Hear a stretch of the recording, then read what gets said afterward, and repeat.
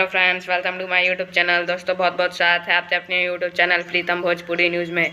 तो दोस्तों आज हम बात करने वाले हैं खेसारी लाल यादव के बारे में। तो दोस्तों उनका बहुत ही शानदार पोस्टर आ गया है लंदन से। और दोस्तों ये फिल्म और जाने का पोस्टर नहीं है, ये उनकी तस्वीर की फ़ोटो आई है। दोस्तों बहुत ही शानदार तरीके से फ़ोटो आया है, देख सकते हैं। बहुत पहाड़ी पे बैठते खेसारी लाल यादव ने, आप हमारे स्क्रीन पर यहाँ पे देख सकते हैं यहाँ पे। और बहुत ही शानदार फ़ोटो लग रहा है दोस्तों पहाड़ी पे, और ऊपर से पूरा आसमान है। और दोस्तों बहुत और भी कई तस्वीरें हैं जो कि बैक टू बैक आप हमारे स्क्रीन पर देख सकते हैं। और कैसा लगा कमेंट में ज़रूर बताइएगा। और वीडियो अच्छी लगी हो तो लाइक कर दीजिए, चैनल पर नया है तो सब्सक्राइब करते बेल आइकन जरूर दबा लें। और दोस्तों हमारे डिस्क्रिप्शन में फेसबुक अकाउंट का लिंक है, वहाँ से हमें फॉलो कर ले।